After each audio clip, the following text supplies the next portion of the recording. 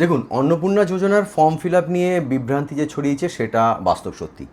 11 পাতার ফর্ম, তাতে পরিবারের সকলের সব তথ্য তুলে ধরার কথা বলা হয়েছে। আবেদনকারীর তথ্য শুধু নয়, গোটা পরিবারের যেসব তথ্য চাওয়া হয়েছে তাতে করে গ্রাম বাংলার সাধারণ মানুষ বিভ্রান্ত হওয়ারই কথা। জমি বাড়ি সম্পত্তির উল্লেখ তো করতেই হবে, তার সঙ্গে পরিবারের সকলের আধার কার্ড এবং তার সঙ্গে যুক্ত ফোন নম্বরও দিয়ে দিতে হবে। পারিবারিক যে আয়ের উল্লেখ তো করতেই হবে, মানে কত আয় করে পরিবারে। জানাতে হবে যে সবার শিক্ষাগত যোগ্যতা। সেক্ষেত্রে বিপুল পরিমাণ ব্যক্তিগত তথ্য বেহাত হলে বিপদেও পড়তে পারেন সাধারণ মানুষ, এটা কিন্তু সত্যি। তাই অনেকেই বলছেন যে অন্নপূর্ণা যোজনার টাকা তাদের ব্যাংকে আদৌ ঢুকবে কি না সন্দেহ আছে। লক্ষ্মীর ভাণ্ডার পাওয়া মানে বহু নাম হয়তো বাদ যাবে। সাধারণ মানুষের অভিযোগ একেবারে যে ভিত্তিহীন তা কিন্তু নয়, কারণ প্রথমে সরকার বলেছিল, নতুন সরকার আসার পরেই বলেছিল যে যারা লক্ষ্মীর ভাণ্ডার পান তারা সবাই অন্নপূর্ণা যোজনায় অন্তর্ভুক্ত হবেন। এবার 11 পাতার ফর্ম ধরিয়ে দেওয়া হলো। এখানে অবশ্য সরকারের পক্ষেরও কিছু যুক্তি আছে, সেটাও উড়িয়ে দেওয়ার নয়। নতুন সরকারের বক্তব্য হচ্ছে যে লক্ষ্মীর ভাণ্ডার নিয়ে প্রচুর দুর্নীতি হয়েছে। পুরুষের অ্যাকাউন্টে লক্ষ্মীর ভাণ্ডারের টাকা ঢুকেছে, এটা প্রমাণিত সত্য। এই বেনজল রুখতে নতুন করে পুরো সিস্টেমটাকে গড়ে তুলতে হবে। তার জন্য ছাঁকনির প্রয়োজন। সেই জন্যে নতুন করে ফর্ম ফিল আপ করতে হবে মহিলাদের। আর তথ্যগুলো কাজে লাগবে ভবিষ্যতে অন্যান্য সরকারি যে সমস্ত পরিষেবাগুলো চালু হবে সেগুলো প্রদানের জন্য। দুপক্ষের বক্তব্যেই যুক্তি আছে, দুপক্ষের বক্তব্যই আমি তুলে ধরলাম। এবার চলুন স্পষ্ট করে জেনে নিই অন্নপূর্ণা যোজনা নিয়ে সরকার ঠিক কী বলছে। কোনো গুজব নয়, কোনো বানানো গল্প নয়, কোনো স্পেকুলেশন নয়, একেবারে point to point first hand information.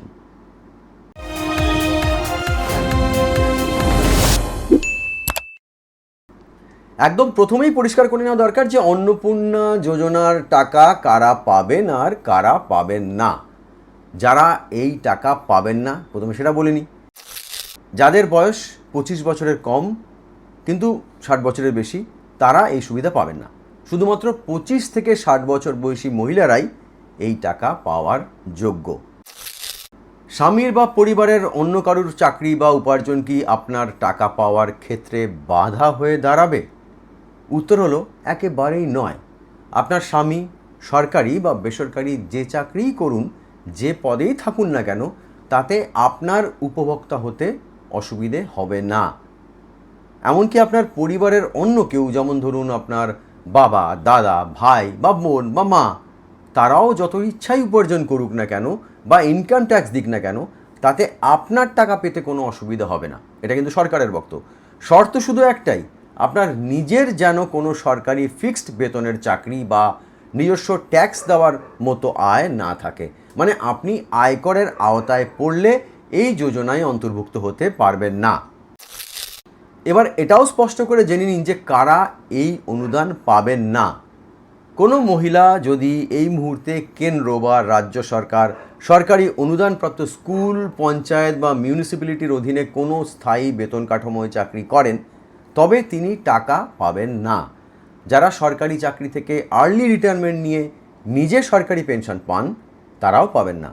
যারা বেসরকারি চাকরি বা নিজস্ব ব্যবসা করেন এবং বছরে 12 লক্ষ টাকার উপর আয় করে এবং ইনকাম ট্যাক্স দেন, তারাও এই অন্নপূর্ণা যোজনায় অন্তর্ভুক্ত হতে পারবেন না, অর্থাৎ তারাও টাকা পাবেন না।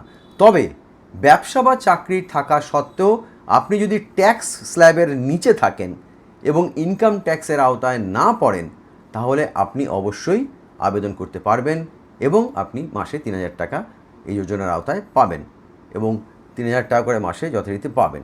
এটা হচ্ছে ট্যাক্স স্ল্যাবের যে কথাটা উঠেছে সেটাও জানিয়ে দিলাম। মানে আপনার আয় যদি 12 লক্ষ টাকার কম হয়, ট্যাক্স যদি আপনি না দেন, আয়করের তালিকাভুক্ত যদি আপনি না হন, তাহলে আপনি এই যোজনার আওতায় অন্তর্ভুক্ত হতে পারবেন। পেনশন ও ফ্যামিলি পেনশনের নিয়মটাও এবার একটু জেনে নিন নাকি, এটাও তো দরকার। স্বামী জীবিত আছেন এবং পেনশন পান, কিন্তু স্ত্রী গৃহবধূ, সেক্ষেত্রে স্ত্রী অবশ্যই অন্নপূর্ণা ভাণ্ডারের টাকা পাবেন। কিন্তু স্বামীর অবর্তমানে স্ত্রী যদি তার জায়গায় ফ্যামিলি পেনশন সরাসরি নিজের নামে পান, তাহলে তিনি আর এই যোজনার জন্য আবেদন করতে পারবেন না। এবার নাগরিকত্ব ও স্পেশাল ছাড়ের বিষয়টাও জেনে নিই। মানে ওই এসআইআর ও সিএএ নিয়মের যে গেরোটা আছে আর কি, সেটার কথাই বলছি। 2026 সালের এসআইআরে যাদের নাম বৈধ নাগরিকের তালিকা থেকে বাদ গিয়েছে বা কাটা গেছে, তারা এই টাকা পাবেন না। তবে দুটি বিশেষ ছাড় রয়েছে। এক নম্বর হলো যারা সিএএতে আবেদন করেছেন এবং সার্টিফিকেট এখনও পাননি, তারা টাকা পাবেন। আর 2 নম্বর হলো যাদের নাম ভুলবশত এসআইআরে ওঠেনি বা কাটা গেছে এবং তারা ট্রাইব্যুনালে অ্যাপিল করেছেন, ব্যতিক্রমী হিসেবে তারাও টাকা পাবেন। অন্নপূর্ণা যোজনার টাকা পেতে নতুন করে কি আবেদন করতে হবে? উত্তর হলো হ্যাঁ। যারা এতদিন লক্ষ্মীর ভাণ্ডারের টাকা পাচ্ছিলেন, তাদেরও নতুন করে আবেদন করতে হবে।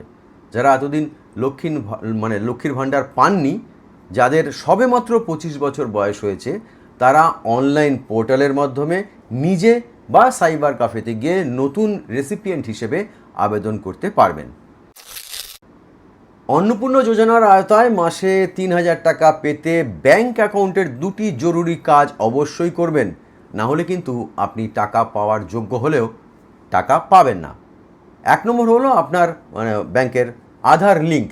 আপনার যে ব্যাংকে অ্যাকাউন্টে টাকা ঢুকবে সেটির সাথে আধার কার্ড লিঙ্ক থাকা বাধ্যতামূলক, অর্থাৎ ম্যান্ডেটরি। আর 2 নম্বর হচ্ছে ডিবিটি বা ডাইরেক্ট বেনিফিট ট্রান্সফার অ্যাক্টিভেশন।